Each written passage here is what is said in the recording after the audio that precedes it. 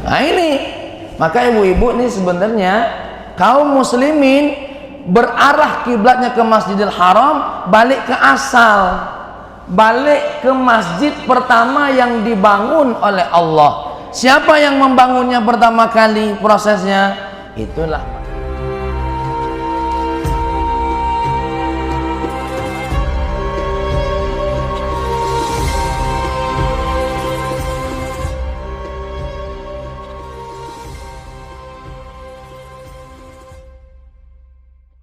saat ini kita masuk di bulan Sya'ban, termasuk bulan yang penuh dengan kebaikan, termasuk bulan yang dimana orang-orang yang bertaubat akan mendapatkan kucuran-kucuran ampunan Allah Subhanahu wa ta'ala.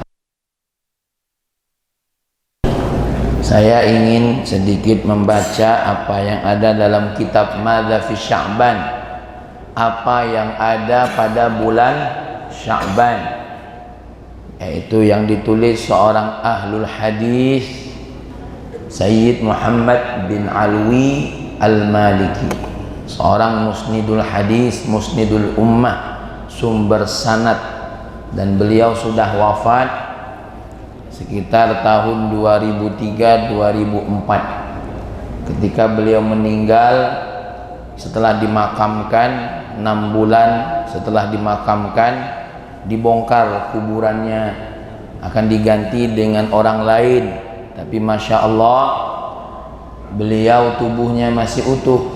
Begitu juga 1 tahun dibongkar masih utuh, tahun kedua dibongkar masih utuh, tahun ketiga dibongkar masih utuh, tahun keempat dibongkar masih utuh, tahun kelima dibongkar masih utuh. Dan yang membongkar adalah ya orang resmi dari Saudi sendiri.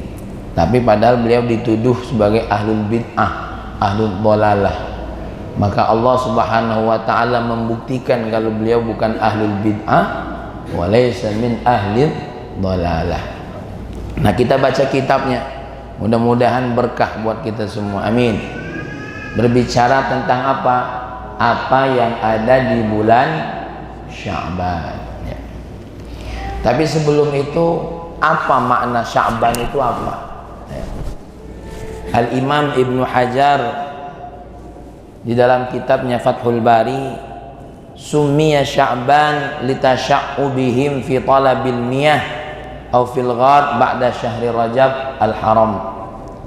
Disebut bulan Sya'ban itu karena di bulan ini orang-orang Arab berpencar mencari air ya, berpencar mencari air, atau berpencar ke goa-goa dalam rangka apa?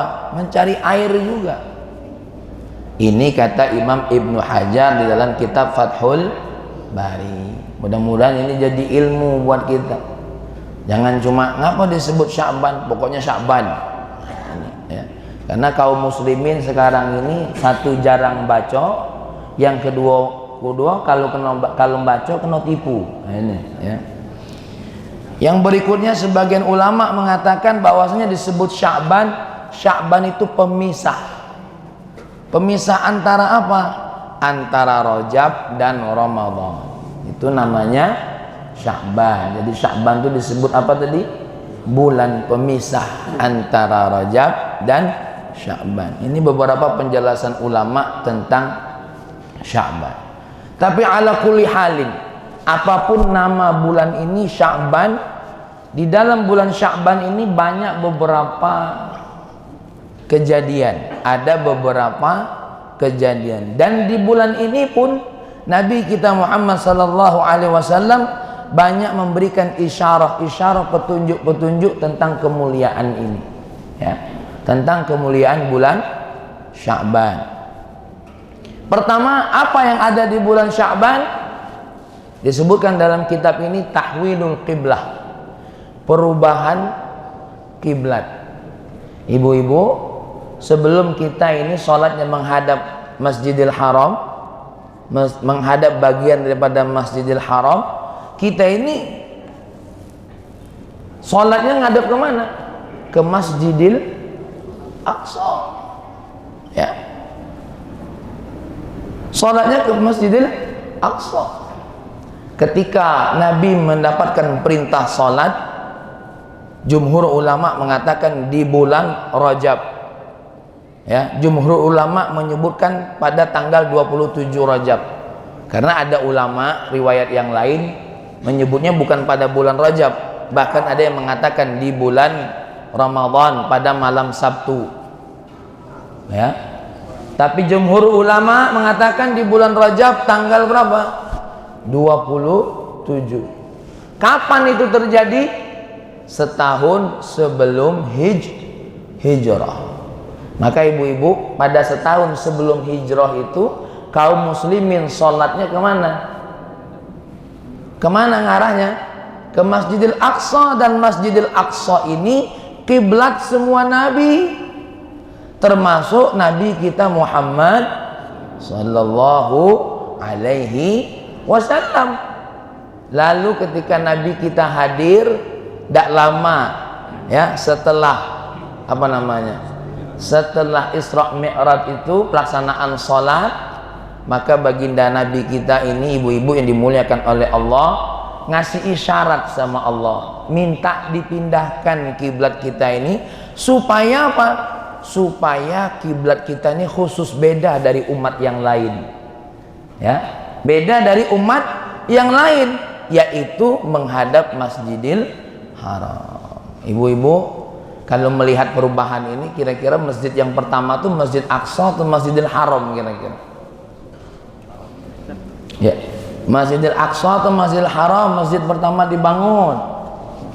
Ketengokan dari rai ini banyak yang tidak tahu. Ya. Ini kalau nanti ditanya dalam kubur, lo kak neraka kalau ini. Ya. Kak apik pacak masjid kendak ditanya gitu ya. Ini kalau aku bilang kan kalau ya, seandainya malaikat usil nanya kita urusan ini nek Rahman, nah mecot gawe, maka aku kasihkan dulu kisi-kisinya nih. Ya. Ya, sahabat Nabi yang bernama Abu Dzar bertanya kepada Rasulullah, "Ya Rasulullah, ayu masjidin wudi'a?" Masjid apa yang pertama kali dibangun? Faqal, lalu Nabi menjawab, Al-Masjidul Haram. Masjid yang pertama kali dibangun apa? Masjidil Haram. Summa ayun, kemudian masjid apa lagi? Summa Al-Masjidul Aqsa. Lalu Abu Dzar bertanya, jarak dari dibangunnya Masjidil Haram ke Masjidil Aqsa itu berapa lama? Arba'una sanah, 40 tahun. Dapat ilmu, dapat snack, kamu nangop, aku belum. Ya. Nah ini, maka ibu-ibu nih sebenarnya kaum muslimin berarah kiblatnya ke Masjidil Haram, balik ke asal, balik ke masjid pertama yang dibangun oleh Allah. Siapa yang membangunnya pertama kali prosesnya? Itulah malaikat Jibril. Kemudian dimunculkan, diperbaharui oleh siapa? Nabi kita Ibrahim alaihissalam. Jadi Nabi Ibrahim menerima perintah untuk pergi ke Bakkah Al-Mukarramah itu bukan karena tidak ada alasan, tapi karena memang disitulah titik Allah Subhanahu wa ta'ala meletakkan Baitullah yang pertama. Ya, dalam Al-Quran ada kok. Ya, di dalam Al-Quran ada. Ya, ibu-ibu yang dimuliakan oleh Allah, nih di hari ini Nabi kita minta disegerakan. Kenapa? Tuh ayat Allah dalam surah Al-Baqarah ayat 144. Qad nara taqalluba wajhika fis samaa'i falanuwalliyannaka qiblatan tardaha fawalli wajhaka syatral masjidil haram wa haitsu ma kuntum fawallu wujuhakum syatra. Aku, kata Allah, sering melihat wajahmu bolak-balik, taqalluba fis sama, ya, menghadap untuk minta dirubah dari Masjidil Aqsa ke Masjidil Haram. Ya, apa kata baginda, kata Allah, falanuwalliyannaka kiblatan tardaha. Wahai Muhammad, akan aku segerakan palingkan kiblat itu sesuai dengan yang engkau inginkan.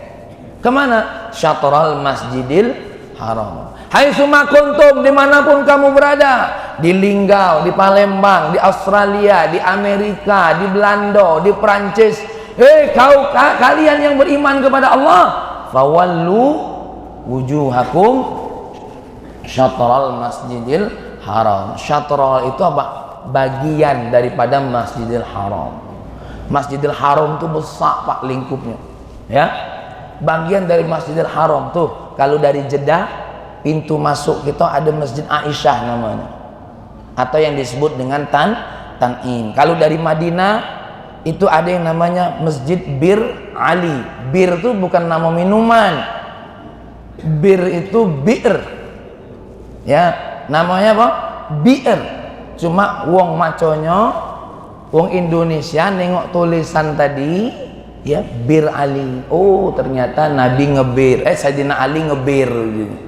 Ini kadang-kadang mecot, ya. Nama bir itu adalah bir, ya, sumurnya Sayyidina Ali. Dari situ tuh masuk. Dan ada banyak pentah, ada Zatu Irqin dari daerah Irak, pintu masuknya namanya Zatu Irqin, macam-macam. Ada pintu kita masuk Masjidil Haram, ya.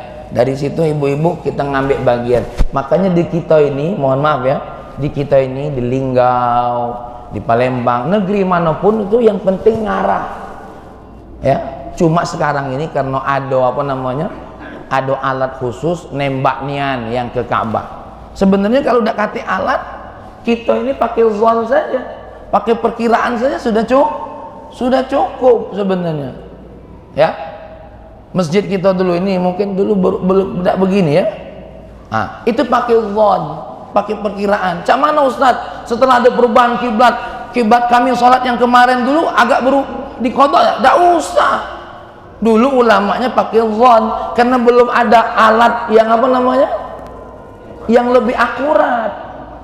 Janganlah juga gara-gara ada perubahan sedikit masjid langsung bilang apa, oh ternyata sholat orang dulu udah kata yang sak dempang, ya. Ini ada ilmu fikihnya, jangan main-main. Karena uang dulu udah kata alat yang khusus. Lagian miringnya sudah pasti syatrol Masjidil Haram. Mau miringnya udah jauh kok. Ya, kemarin masjid kami An-Nahar Arisala pun dicek oleh Kemenak, cuma sedikit baik miringnya. Ya, tidak jadi masalah. Ibu-ibu yang dimuliakan oleh Allah. Contoh, ke Ape, misalnya pergi ke gunung kemana, entah nyari apa di sana tidak tahu, ya.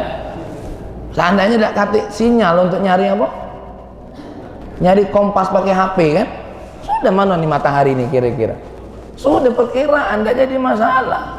Tidak perlu nak nanyo ke jin-jin yang ada di sana, tidak usah, ya. Sibuk nanya, oh jin mana kiblat, tidak usah, perkiraan saja sudah cukup. Ijtihad, maka salah satu alat ijtihadnya adalah matahari kita, ya. Oke lah, saya tidak panjang lebar masalah ini, tapi ini adalah sebuah ilmu buat kita di bulan Rajab ini. Allah Subhanahu wa Ta'ala melakukan sebuah peristiwa besar. Makanya yang pernah umroh di Madinah itu ada yang namanya Masjid Kiblatain, masjid dua kiblat. Apa dia masjid dua kiblat? Apa Nabi sholat dua kiblat? Bener, Nabi waktu itu sholat menghadap dua kiblat. Yang pertama Masjidil Aqsa. Ini kalau tidak salah dalam riwayat sholat asar.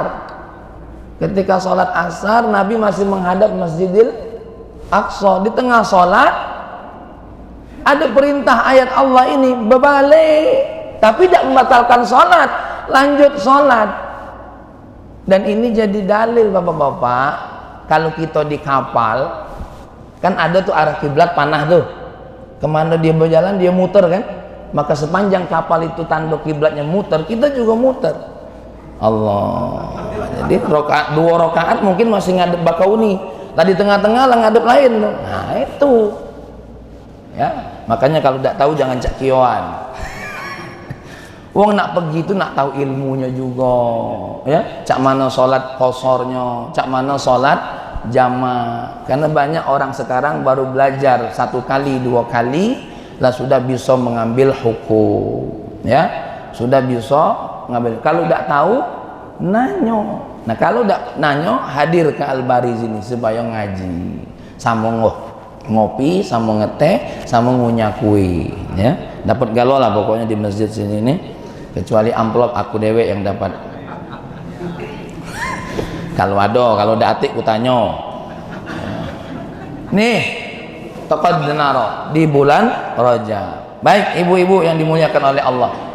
Cepet nian ini permintaan Allah ini, cepet nian sampai Sayyidah Aisyah mengatakan, ya Rasulullah, ma'ara rabbaka illa yusari'u fi hawaka.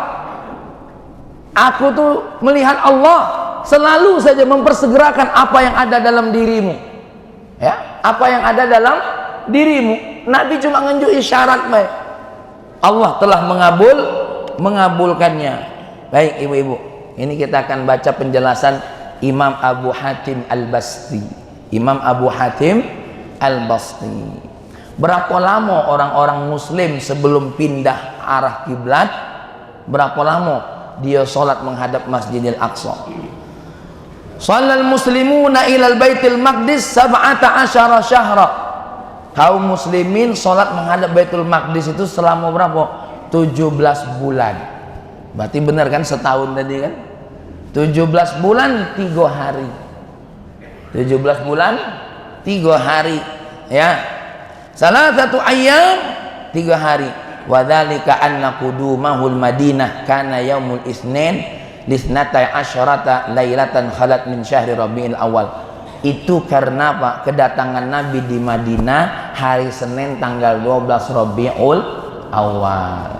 Jadi ibu-ibu, Nabi hijrah nyampe di Madinah itu sama tanggalnya dengan kelahiran Nabi. Nabi lahir tanggal berapa?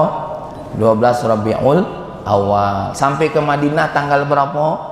12 Rabiul Awal. Jadi kalau anaknya bertanya dengan ibu, kapan Nabi lahir? 12 Rabiul Awal. Nyampe di Madinah tanggal berapa? 12 Rabiul Awal. Satu waktu, satu tanggal, ya. Nah, ibu-ibu yang dimuliakan oleh Allah, wa amarahullahu azza wa jalla bi istiqbalil qiblah yaumul tsulata linisfi min Sya'ban. Nabi memerintahkan apa? Memerintahkan untuk berubah kiblat ini pada hari Selasa setengah daripada Sya'ban, nisfu Sya'ban. Hari Selasa nisfu Sya'ban. Ini menurut Al-Imam Abu Hatim Al-Basti, ya. Kata beliau boleh dilihat dalam kitab Al-Jami'u li Ahkamil Quran lil Qurtubi, ya. Ini tercatat dalam kitab Jami' Ahkam Al-Qurtubi atau kitab tafsirnya Imam Al-Qurtubi. Nah, ini perlu kita ingatkan sama anak-anak kita, kasih tahu, kumpulin nih bulan Rajab. Nih nak, di dalam apa? Pada ini ada peristiwa besar. Ini peristiwa besar, Pak. Peristiwa sejarah yang merubah kaum muslimin, merubah apa? Merubah kiblat, dan ini menjadi khususiyah di dalam Islam. Mang Samsudin, banyak keistimewaan kaum muslimin. Apa di antaranya? Kita boleh sholat di mana baik, tidak mesti di masjid, ya. Walaupun masjid menjadi tempat yang paling terbaik. Jadi kalau kita sholat pergi di jalan, tidak katik masjid, masakan, ayo dem, tidak pacak sholat, aku tidak katik masjid. Nah, ini ngajinya belum pas. Kita ini sholat di mana baik boleh, gitu loh. Di mana baik boleh. Yang berkebun sholat di mana? Di kebun kalau memang jauh ke tempat masjidnya, gitu loh.